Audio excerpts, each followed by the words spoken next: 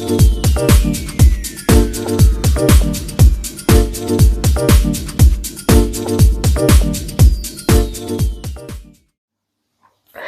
Update സ്കോറിന്റെ പുതിയൊരു വീഡിയോയിലേക്ക് സ്വാഗതം. അപ്പൊ നമ്മൾ കുറെ അപ്ഡേറ്റ്സ് വന്നിട്ടുണ്ട്, നോക്കാം. ആദ്യം തന്നെ ദൃശ്യം 3യുടെ റിലീസ് ഡേറ്റിന്റെ കാര്യം നമ്മൾ കഴിഞ്ഞ വീഡിയോയിൽ പറഞ്ഞിട്ടുണ്ടായിരുന്നു. ഏപ്രിലിൽ സിനിമ വരും എന്നുള്ള കാര്യം.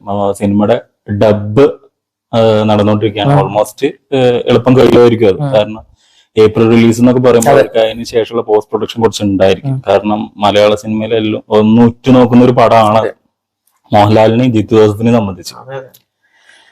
ഇനി അടുത്ത അപ്ഡേറ്റ് കണ്ണൂർ സ്ക്വാഡ് 2 വരുന്നുള്ള റൂമേഴ്സ് ആണ് ഇപ്പോ അധികം വന്നുകൊണ്ടിരിക്കുന്നത്. ഫസ്റ്റ് പാർട്ട് വന്നിട്ടുള്ളതിന്റെ കാര്യം പിന്നെ നമ്മൾ പറയേണ്ട ആവശ്യമില്ല. അത്രയ്ക്കും വലിയ സക്സസ് ആണ് ആ സിനിമ. അപ്പൊ ജോർജ് സാറും കൂട്ടുകയാണോ വരുന്നത് നമുക്ക് അതായത് റോബിസ് വർഗീസ് രാജ് ഇപ്പൊ ഒരു ഇന്റർവ്യൂല് ഈ കണ്ണൂർ സ്ക്വാഡിന് ഒരു ആ സിനിമയിലും പറയണ്ട 9 പേരാണ്. അതിൽ നമ്മൾ 5 പേരാണ് എ ടീം, വേറെ ഒരു 4 പേരുള്ള ബി ടീം ഉണ്ടെന്ന് പറഞ്ഞിട്ടുണ്ട്. ഓൾറെഡി പിന്നെ ആ സിനിമയിൽ ഷൈൻ ടോം ചാക്ക് ഒരു സീനിൽ ഹെൽപ്പ് ചെയ്യാൻ കാണിച്ചിട്ടുണ്ടല്ലോ. അപ്പൊ ഒരു പക്ഷെ അങ്ങനെ ആയിരിക്കാം. എന്താ നല്ലൊരു കേസ് തന്നെ ആയിരിക്കട്ടെ, ചാൻസ് ഉണ്ട്. അതെ, അടുത്ത നമ്മുടെ പൃഥ്വിരാജ് കുമാറിന്റെ അടുത്ത ഡയറക്ടറിൽ പടം. ഓൾറെഡി പുള്ളി 3 സിനിമ ചെയ്തിട്ടുണ്ട്. 3 അത്യാവശ്യം കളക്ട് ചെയ്തതും ക്രിട്ടിക്കൽ അഭിപ്രായം കിട്ടിയ പടമാണ്. ഇനി അടുത്ത സിനിമ നമ്മൾ മുമ്പ് പറഞ്ഞിട്ടുണ്ടായിരുന്നു, ഒരു ഹൊറർ കോമഡി പടമാണെന്ന് പറഞ്ഞിട്ടുണ്ടായിരുന്നു. ഇപ്പോഴും ജോണ്ടറിന്റെ കാര്യം കൺഫേം ആയിട്ടില്ല. പക്ഷെ പുള്ളിയുടെ ഫ്രണ്ട്സ് ആയിട്ടുള്ള ജയസൂര്യ, ഏട്ടൻ ഇന്ദ്രജിത്ത്, അതുപോലെ തന്നെ നരേൻ, ഇവരൊക്കെയാണ് നായകന്മാരായിട്ട് വരുന്നുള്ള ന്യൂസ്. ഇൻസ്റ്റാഗ്രാം സ്റ്റോറിയിലാണ് അത് തുടങ്ങി. അതെ, കാരണം 3 പടത്തിന്റെ സ്ക്രിപ്റ്റ് ഇങ്ങനെ ഇപ്പം വെച്ചിട്ടുണ്ടായിരുന്നു. എനിക്ക് പേഴ്സണലി മൂപ്പര് ഒരു കോമഡി പടം ചെയ്യണമെന്ന് തന്നെ ബ്രോഡാഡിയിൽ ഇതാക്കിയതാണ്. അപ്പൊ എന്തായാലും ഈ സിനിമ ഗംഭീരായിരിക്കട്ടെ.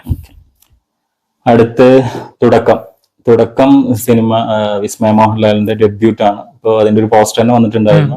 വിസ്മയ മോഹൻലാൽസ് തുടക്കം ആണ്. അപ്പോ ആ സിനിമയുടെ ഷൂട്ട് ഫെബ്രുവരിയിൽ റാപ്പ് ആവുന്നുള്ളതാണ് കേൾക്കുന്നത്. സിനിമ മിക്കവാറും ഓണം റിലീസ് ആയിരിക്കാനാണ് സാധ്യത. കാരണം ഓണർ റിലീസ് കൊടുത്തിട്ടുണ്ട്, എന്തായാലും പോസ്റ്റ്പോൺ ഇല്ലെന്ന് വിചാരിക്കും. അത് ജൂഡ് മോഹൻലാലിന്റെ ഒപ്പം ആയിരുന്നു ശരിക്കും സിനിമ ചെയ്യാൻ വരുന്നത്. അതിപ്പോ ഇങ്ങനെ ഒരു അപ്പൊ ഇങ്ങനെ ഒരു സിനിമ വന്നാൽ അത് അദ്ദേഹത്തിനേറ്റ് ക്ലോസ് ആവാനുള്ള സന്ദർഭമാണല്ലോ. ഇനി അടുത്തത് L365 ലാലേട്ടന്റെ സിനിമ, കരുൺമൂർത്തി പടം. സിനിമയുടെ സെറ്റ് വർക്കിന്റെ കാര്യങ്ങളൊക്കെ നമ്മൾ പറഞ്ഞിട്ടുണ്ടായിരുന്നു.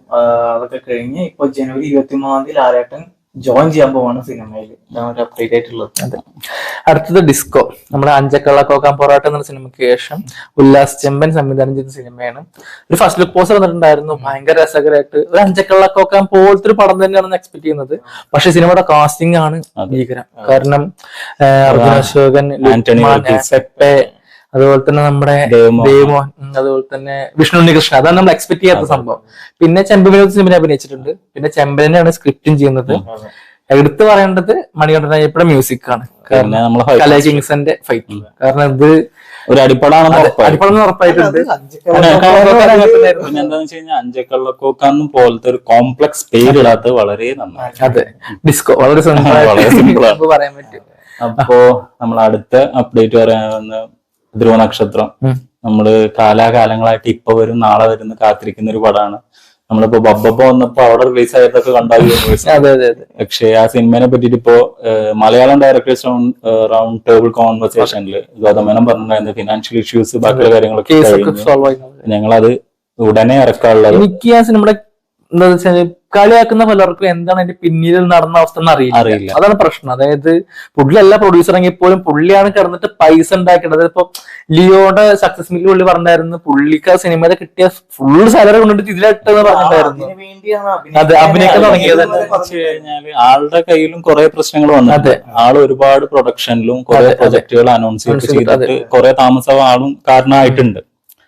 ഇനിയിപ്പോ അടുത്ത അപ്ഡേറ്റ് ടോക്സിക്കിന്റെ കേരള ഡിസ്ട്രിബ്യൂഷൻ റൈറ്റ്സ് എടുത്തിരിക്കുന്നത് SSR ആണ്. SSR ആണ് ജനനായകൻ എടുത്തിട്ടുള്ളത്. തമിഴ് ഡിസ്ട്രിബ്യൂഷൻ ടീമാണ്. ഓൾറെഡി കേരളത്തിൽ ഉൾപ്പെടെ ബാക്കി എല്ലാ സംസ്ഥാനങ്ങളിലും ഇപ്പൊ ടോക്ക് ആയിക്കൊണ്ടിരിക്കുക അതിന്റെ ടീസർ വന്നതിന് ശേഷം.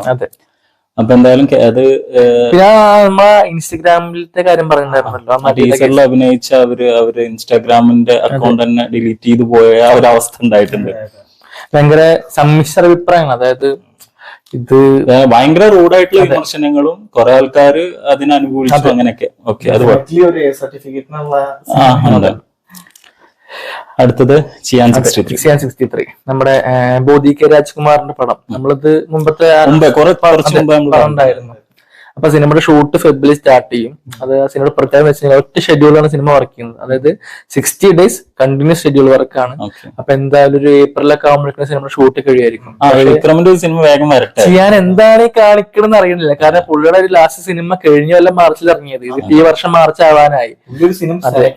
അതെ, കാരണം നമുക്ക് പ്രിയപ്പെട്ട 2 ഡയറക്ടേഴ്സിന്, ഒന്ന് മാവീര ഡയറക്ടറും ഒന്ന് മെയ്യഴകന്റെ ഡയറക്ടറും, 2 പേരിനെ പുള്ളി സ്കിപ്പ് ചെയ്തിട്ട് ചെയ്ത സിനിമയാണ്. പുള്ളി എന്താ ചെയ്യണമെന്ന് അറിയില്ല. എന്തായാലും നല്ലൊരു പടം തരാം, ഒരു പടം തരേണ്ട സമയം കഴിഞ്ഞിട്ടുണ്ട് എന്തായാലും. അടുത്തത് ബാറ്റ്മാൻ 2. നമ്മള് ബാറ്റ്മാന്റെ പല വേർഷൻസ്, ഇപ്പൊ ക്രിസ്ത്യൻ ബെയിൽ മുതൽ ബെൻ അഫ്ലെക്ക് വരെ എല്ലാവരും ഓരോ സിനിമ അഭിനയിക്കുക, എല്ലാവർക്കും ഇഷ്ടാവും ചെയ്തിട്ട് ദ ബാറ്റ്മാൻ എന്ന് പറഞ്ഞിട്ട് റോബർട്ട് പാറ്റിൻസൺ അഭിനയിച്ച സിനിമ നമുക്ക് വന്നു. അപ്പൊ ട്വൈലൈറ്റിലൊക്കെ ചോക്ലേറ്റ് ഹീറോ കണ്ട ആളാണ് ബാറ്റ്മാൻ ആയിട്ടുണ്ട് വന്നിട്ട് കലക്കിപ്പോയത്. അപ്പൊ ആ സിനിമയുടെ 2ാം ഭാഗം വരുന്ന ഉറപ്പായിരുന്നു. മാട്രിക്സ് ഡയറക്ട് ചെയ്യണ സിനിമയുടെ 2ാം ഭാഗത്തിന്റെ കാസ്റ്റ് ആണ് ഇപ്പൊ ഭയങ്കര നന്നായിട്ട് തോന്നുന്നത്. ഈ മാർവലിന്റെ പടമാണോ ടീച്ചർ പടമാണോ അറിയാത്ത വിധത്തിൽ സെബാസ്റ്റ്യൻ സ്റ്റാൻ ആണ് ഹാർവി ഡെന്റ് ആയിട്ട് അഭിനയിക്കുന്ന കേട്ടുന്ന ഇരട്ടമുകളുള്ള ആളായിട്ട്. അതേമാതിരി സ്കാർലറ്റ് ജോഹാൻസൺ അവരും വന്നിരിക്കുകയാണെന്നുള്ളത് ഭയങ്കര അപ്ഡേറ്റ് ആണ്. പിന്നെ ഓൾറെഡി എന്താ പറയുക, കോളിൻ ഫാറലും മരിയ പെൻകിനെ ആയിട്ട് അഭിനയിക്കുന്ന ആളൊക്കെ ഓൾറെഡി ഉണ്ട്. അപ്പോ ആ സിനിമയുടെ ഇതിൽ ഭയങ്കര ആക്ഷൻ സീക്വൻസ് അതെന്തായാലും മിക്കവാറും ഈ വർഷം തന്നെ അല്ലെങ്കിൽ ഉണ്ടാകുമെന്ന് വിചാരിക്കുന്നു.